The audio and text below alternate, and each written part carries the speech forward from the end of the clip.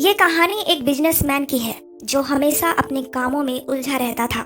सुबह की ताजगी भरी हवा उसके शरीर को छू रही थी। हाई क्लास सोसाइटी की सबसे शानदार बिल्डिंग के 10वें माले पर बना ये आधुनिक सुख सुविधाओं से युक्त फ्लैट था रोहन का। रात भर कुछ बेचैनी के आलम में बिताने के बाद सुबह जल्दी ही आंखें खुल गई थी। बाहर बालकनी में आकर खड़ा हो गया था वो। मेड को आवाज लगाकर उसने ब्लैक कॉफी की डिमांड कर दी थी। उसकी मेड मन ही मन बड़बड़ा रही थी कि रोज तो बेड टी लेते हैं करीब 7:30 बजे, पर आज सुबह 5:30 बजे ही उठकर बैठ गए और कॉफी चाहिए।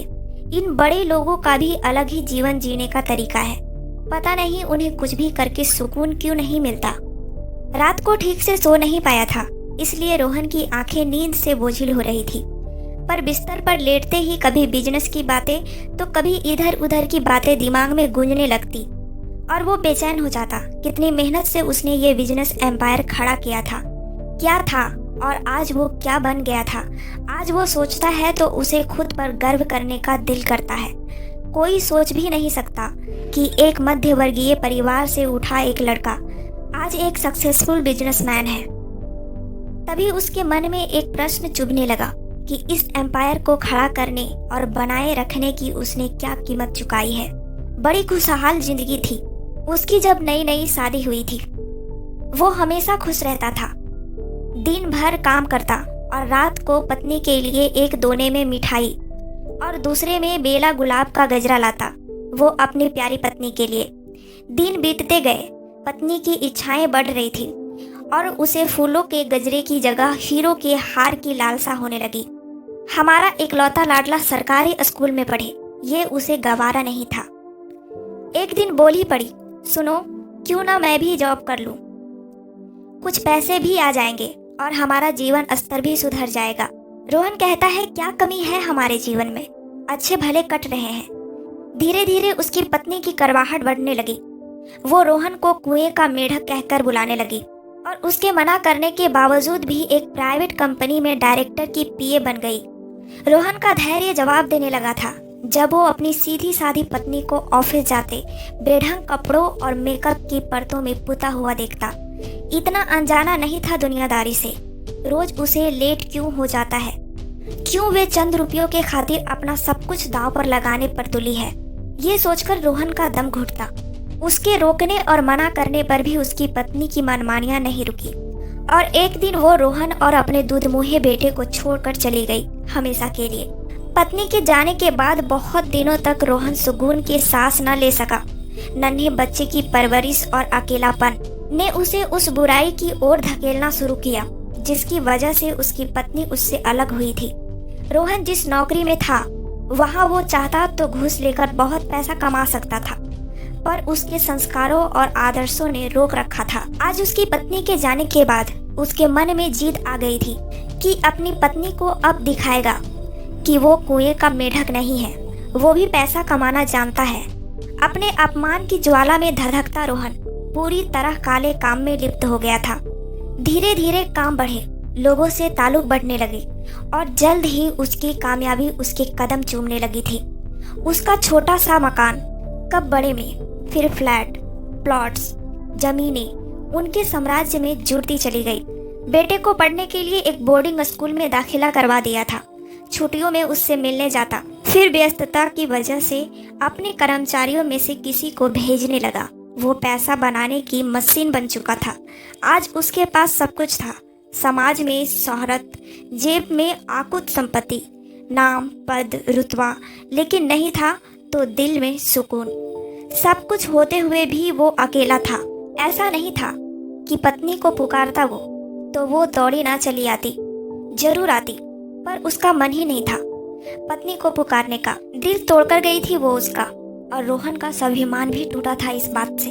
मेड कॉफी लेकर आ गई थी। रोहन विचारों के भंवर से बाहर निकल गया था। उसने कॉफी पी लेकिन उसे कुछ स्वाद नहीं आया।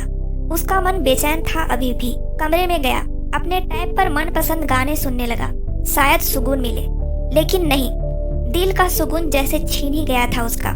थोड़ी देर बाद गुनगुने पानी से सावर ली, बढ़िया सा नाश्ता खाया, अपने ड्राइवर को कॉल करके बुलाया। चलो मसूरी चलो, उसने आदेश दिया। ड्राइवर चौंका। मालिक इस समय अचानक, सब ठीक है? छोटे साहब ठीक हैं? ऑल ओके, बस मूड कर रहा है। कुछ ही देर में सड़क के सर्पीले मोड़ पर उसकी गाड़ी दौड़ रही थी। ठंडी हवा चल रही थी, हल्की हल्की बूंदाबांदी भी हो रही थी। बाहर हरियाली था चारों ओर। उसे कुछ राहत महसूस हुई। एक टपरी पर चाय उबल रही थी। उसने गाड़ी रुकवाई। मालिक यहाँ चाय पियेंगे? बड़े बड़े होटलों में चाय कॉफी पीने वाला यहाँ क्या मजा आएगा, पर बॉस का आदेश था, रुकना ही था। फिर चाय के मस्त महक से वातावरण भरा हुआ था।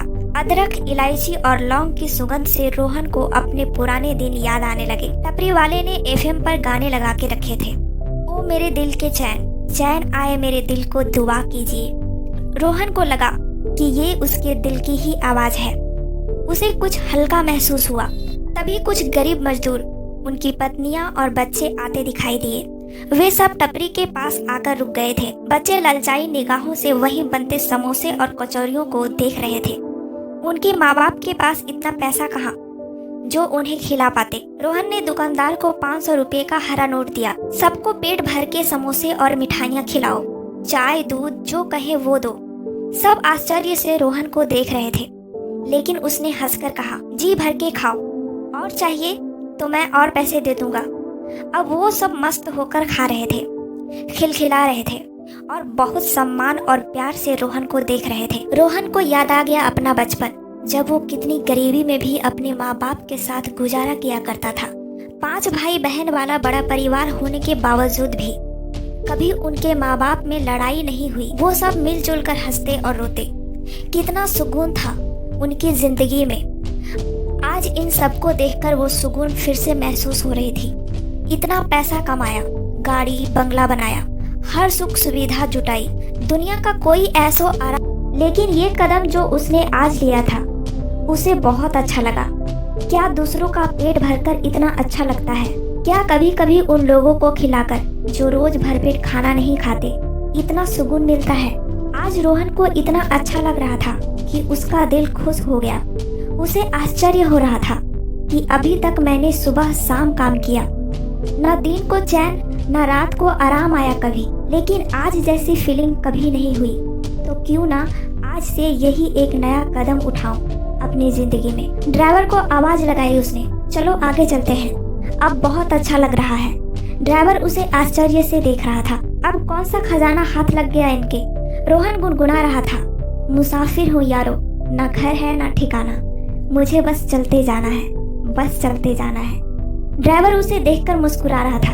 अभी तो छोटे साहब से मिले भी नहीं, अभी इतने खुश हो गए। पता नहीं इन बड़े लोगों के मूड का भी। पल में तोला पल में मासा। रोहन के चेहरे पर सुकून झलक रहा था। आज उसने जीने की नई कला जो सीख ली थी